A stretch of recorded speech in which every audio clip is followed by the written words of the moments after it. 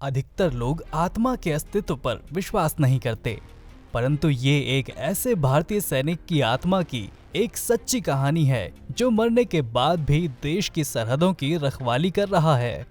इस सैनिक की आत्मा के अस्तित्व को भारतीय सेना ने भी स्वीकार किया है। ये सैनिक सन 1968 में भारतीय चीन बॉर्डर पर ड्यूटी करते समय शहीद हो गया था। इस सैनिक के दिल में देशभक्ति का भाव इस हद तक कूट कूट कर भरा हुआ था कि मरने के बाद भी उन्होंने देश की सेवा करना नहीं छोड़ा और आज भी इस सैनिक की आत्मा भारत चीन बॉर्डर पर सरहद की पहरेदारी करती है। भारतीय सेना ने भी इस सैनिक की आत्मा के अस्तित्व को स्वीकार किया है और इस आत्मा को एक सैनिक का दर्जा देते हुए वे सभी सम्मान और सुविधाएं प्रदान की हैं जो एक सैनिक का अधिकार होता है। ये कहानी है जाबाज सिपाही हरभजन सिंह की, जिन्हें आज बाबा हरभजन सिंह के नाम से जाना जाता है। हरभजन सिंह का जन्म एक सिख परिवार में 30 अगस्त 1946 में सरदाना नाम के गांव में हुआ था। वर्तमान में ये गांव पाकिस्तान में स्थित है।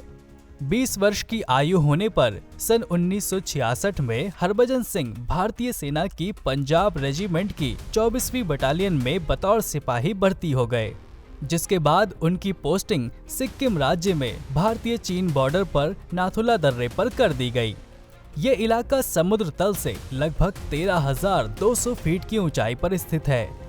वर्ष के अधिकांश समय ये इलाका बर्फ की मोटी परत से ढका रहता है। 4 अक्टूबर 1968 के दिन हरभजन सिंह घोड़ों के एक काफिले पर सामान लादकर डोंग चुइला से अपनी पोस्ट की तरफ लौट रहे थे। भयानक ठंड का मौसम था, चारों तरफ बर्फबारी भी होने लगी। अचानक पहाड़ी रास्तों पर उनका संतुलन बिगड़ जाता है और वो घोड़े समेत बर्फीली नदी में गिर जाते हैं।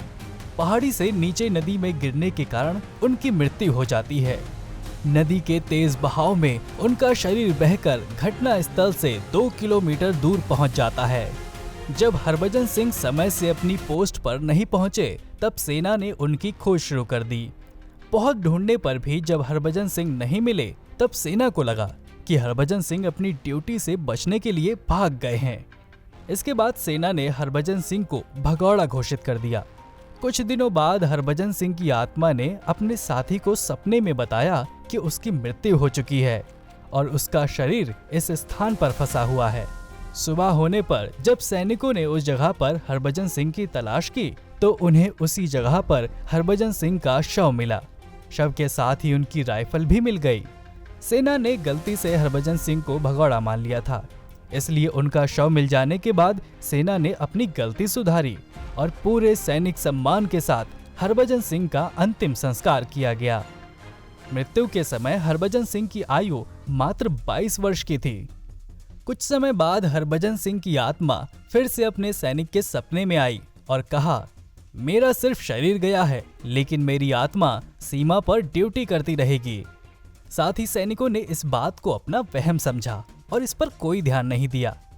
लेकिन कुछ दिनों बाद उन साथी सैनिकों के साथ कुछ अजीब घटनाएं होने लगी।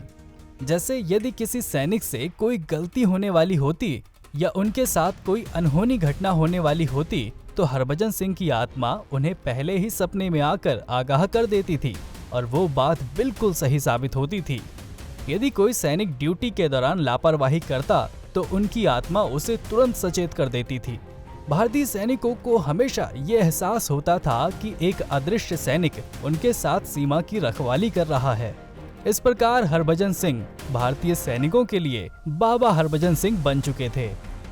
जब ये बात फैलने लगी, तब सेना के उच्च अधिकारियों ने इसकी पुष्टि की और वो इसे सत्य पाकर हैरान रह गए।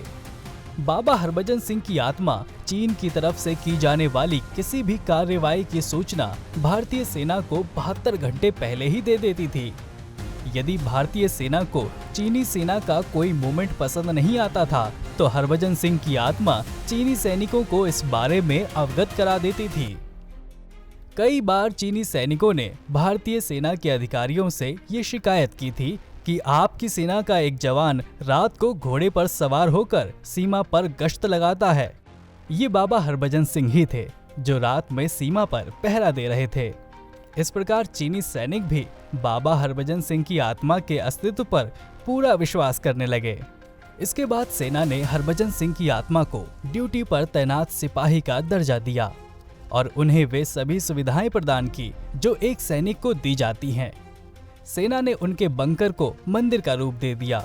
बंकर में उनके कपड़े, वर्दी, जूते, बिस्तर और अन्य सामान रख दिए। बाबा हरभजन सिंह को आम सैनिकों की तरह तनख्वाह, बोनस, प्रमोशन, छुट्टी और भोजन जैसी सुविधाएं दी जाने लगी। इसके बाद उन्हें भारत चीन सीमा पर होने वाली हर फ्लैग मीटिंग में शामिल किया जाने लगा। मीटिंग में हरभजन के नाम से एक खाली कुर्सी रखी जाती थी। सैनिकों को साल में 2 महीने छुट्टी के मिलते हैं। इस प्रकार बाबा हरभजन सिंह को भी 2 महीनों के लिए उनके गांव छुट्टी पर भेजा जाता था।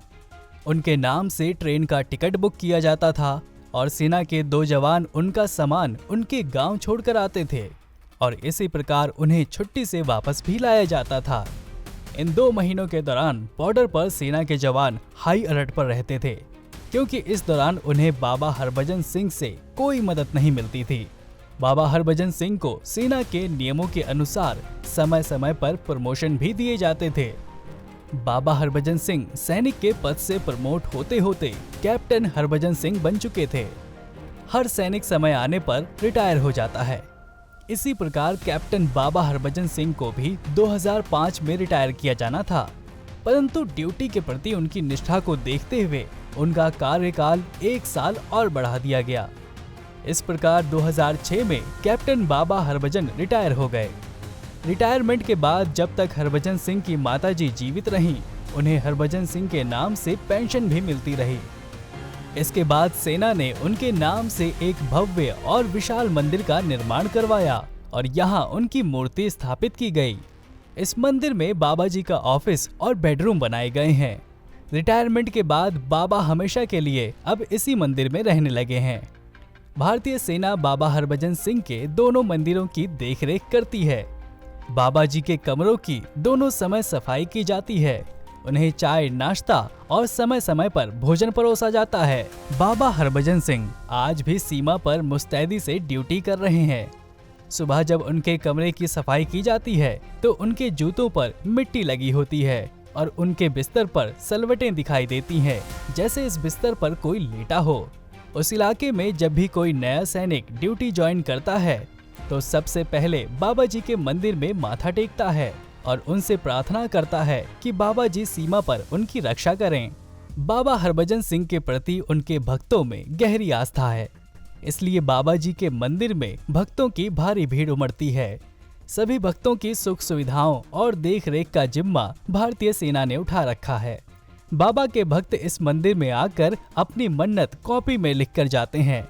मान्यता के अनुसार बाबा जी ड्यूटी से लौटकर उनकी समस्याएं पढ़ते हैं और उनकी मदद करते हैं। भक्त इस मंदिर में प्रसाद के रूप में पानी की बोतल चढ़ाते हैं।